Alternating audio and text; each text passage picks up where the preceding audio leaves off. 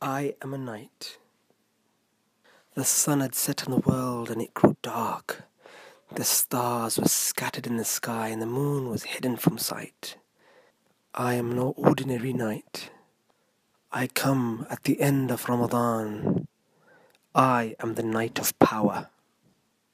To the people of Mecca, I was like any other night. Some of them stayed awake and spent the night chatting to each other, and some of them spent the night asleep until I left. The truth is, ever since the world was created, it was waiting for me. I am the night of power. A night filled with light, not like the light from the sun or the moon, but a different sort of light, in which Allah lit up the world and the sky. Because of this, I am greater than 1,000 months, better than 30,000 days, and better than over 83 years. I am the night of power. I came in the month of Ramadan in the year 610, or just before the Hijri calendar by 13 years. Outside of Mecca, there was a cave called the Cave of Hira. Muhammad, the son of Abdullah, would go to it and spend time there, and he would call on his Lord and worship him and pray to him.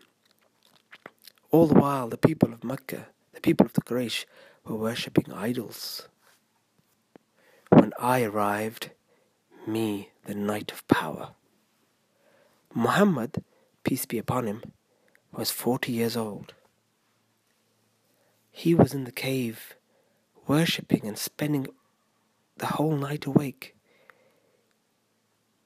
He kept calling his Lord and saying, O Lord of the universe, O Creator of the heavens, Creator of the sun, the moon and the stars, the Creator of this earth and the mountains, my Lord and my Creator, the Creator of all beings, I wish to see your face, I wish to see your face. Whilst he kept repeating this prayer over and over again, the world suddenly filled with light. Light in the heavens and in the sky. An angel descended from above with the most magnificent, most beautiful and greatest words the world has ever heard. The angel, whose name was Jibreel, said to Muhammad, read. He replied, I can't read. You see, Muhammad, peace be upon him, wasn't able to read and write. The angel Jibreel approached him and hugged him tight to his chest 3 times. And every time he said, read. And every time Muhammad, peace be upon him, responded the same, I can't read. Then Jibreel began reciting to Muhammad, while Muhammad repeated after him, اقرأ باسم ربك الذي خلق خلق الإنسان من علق اقرأ وربك الأكرم الذي علم بالقلم علم الإنسان ما لم يعلم. Read in the name of your Lord, who created man from a drop of congealed blood. Read, and your Lord is most generous, who taught knowledge by the pen and taught man what he did not know. Jibreel then departed and left Muhammad feeling afraid. So he hurried back to his home in Mecca, where he found his wife Khadija. He was sweating beads of sweat on his forehead. So she took him quickly and lay him down on the bed and placed a blanket over him. And when Muhammad began to warm up and became calm, he told her the story of what had happened to him in the cave of Hira. and how he was covered in light despite the darkness of the cave.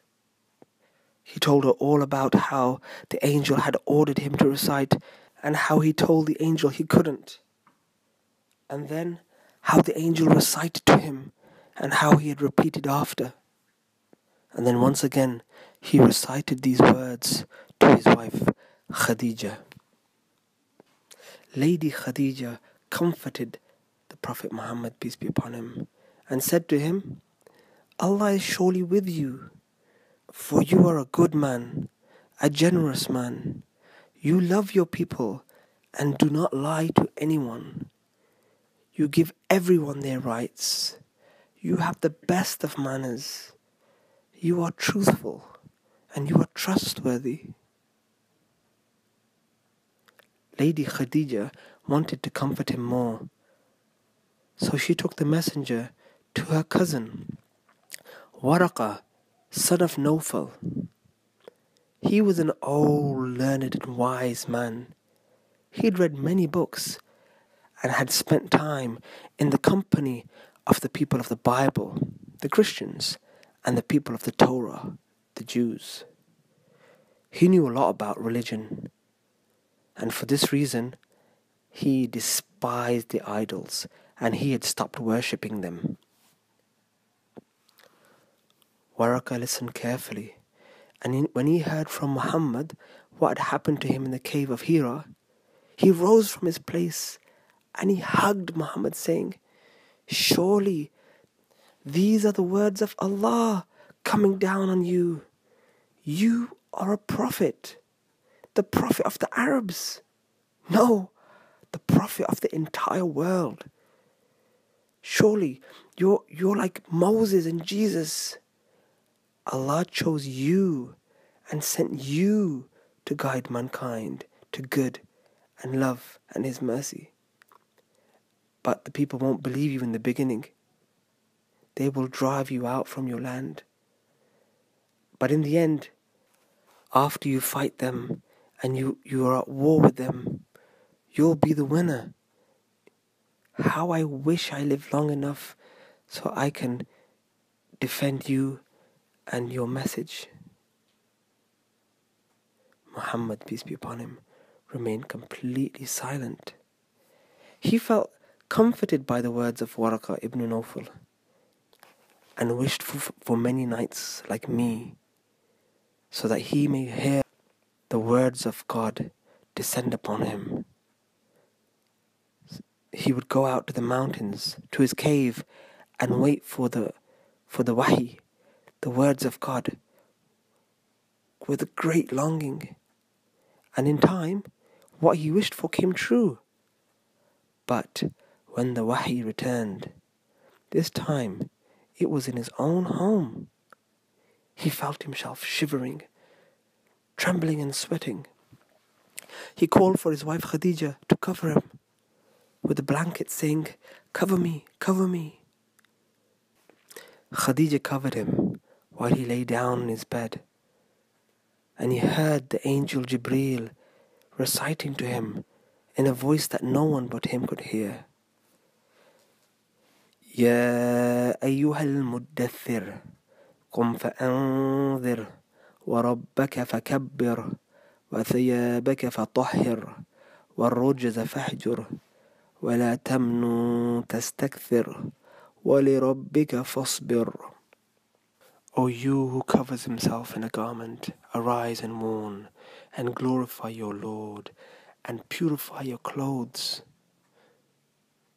and avoid uncleanness, and show no favor seeking gain, but be patient to your Lord.